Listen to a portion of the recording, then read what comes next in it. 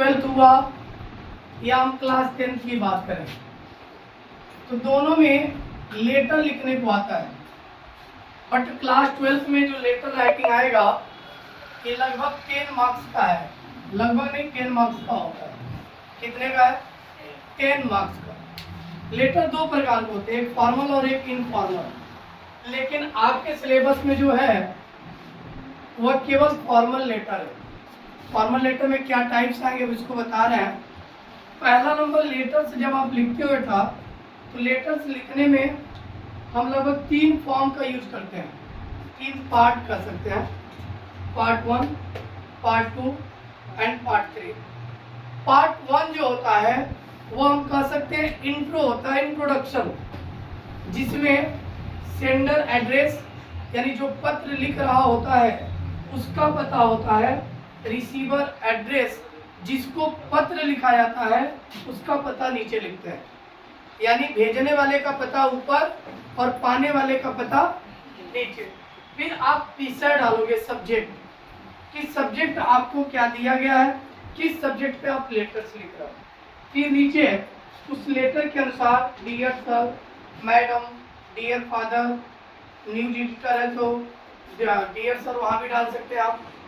ये चीजें इंट्रोडक्शन के पार्ट में आएंगी, पार्ट 1। दूसरा पार्ट आता है बेटा मेन कंटेंट। आप जिस टॉपिक पे लिख रहे हो उसमें बॉडी ऑफ द लेटर हम कर सकते हैं। बॉडी ऑफ द लेटर क्या होता है? उस पार्ट का यानी जो लेटर आप लिख रहे हो उसकी अहम भूमिका, मेन भूमिका क्या है, क्यों आपको पत्र लिखने की आवश्यकता पड़ रही है, तो पहले आप उसका परिचय दोगे। मेन कंटेंट, क्वेश्चन में क्या पूछा है आप उसी के विषय में लिख रहे हो ना, तो जिस विषय में लिख रहे हो उसका कंटेंट क्या है, तो क्वेश्चन का वो कंटेंट उसमें आना चाहिए, वो झलकना चाहिए। दूसरी बात कंक्लूजन, यानी आप निदान क्या चाहते हो, आपके पत्र का लिखने का मकसद क्या है, आपकी समस्या क्या है, उस समस्या का समाधान, कंक्लूजन कैसे निकलेगा, वो अभी आपको यानी बॉडी ऑफ लेटर पार्ट 2 में लिखना है। पार्ट 3 में सिंपली लास्ट में जो भेजने वाला होता है वहां हम लिख देते हैं योर ट्रूली या योर सिंसियरली या योर ओबिडेंटली, ये सब लिखते हुए नीचे उस सेंडर का नाम यानी भेजने वाले का नाम लिखते हैं। बट बेटा बोर्ड परीक्षा में आप नाम की जगह XYZ शब्द का प्रयोग करना, नाम प्रॉपर नहीं लिखते हैं। बात समझ में आ रही है? तो ये हुआ लेटर राइटिंग का तरीका। 3 पार्ट में लेटर लिखे जाएंगे, इंट्रोडक्शन रहेगा, बॉडी ऑफ द लेटर रहेगा, फिर उसके बाद लास्ट में इंट्रोडक्शन जो रहेगा कि किसने भेजा उसका पूरा नाम और पता डालते हैं। कोई डाउट यहाँ तक? बोर्ड एग्जाम में जो महत्वपूर्ण प्रश्न बन सकते हैं वो प्रश्न लिखा गया है यहाँ, अभी बताया जाएगा। दूसरी चीज बेटा फॉर्मल लेटर में क्या क्या आएगा, एक आएगा बिजनेस लेटर। अब बिजनेस लेटर के अंतर्गत क्या क्या कार्य कर सकते हैं, क्या चीजों को लिख के हम डिमांड कर सकते हैं, तो होता है मेकिंग इंक्वायरीज।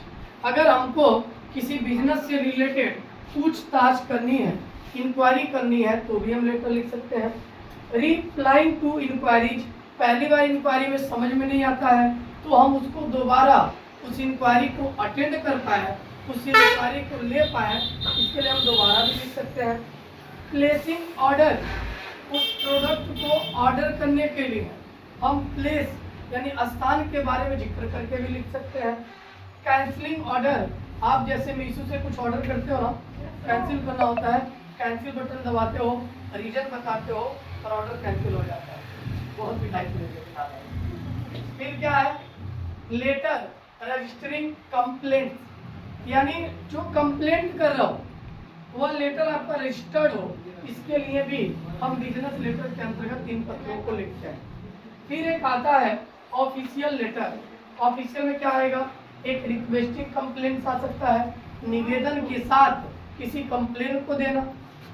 एक मेकिंग इंक्वायरीज या मेकिंग रिक्वेस्ट, इंक्वायरी के लिए भी रिक्वेस्ट कर सकते हैं और किसी विनती के लिए भी वहां पे पत्र लिख सकते हैं। फिर आता है letter to editor, news editor के पास आप पत्र लिख सकते हो। किन सिचुएशन में लिखते हो? एक giving suggestion on the issue of the public interest, यानी पब्लिकली क्या क्या समस्याएं हैं, उस समस्या को भी आप पत्रिका के माध्यम से न्यूज एडिटर को भेजोगे लेटर के माध्यम से, और वो अपनी पत्रिका उसे स्थान देगा।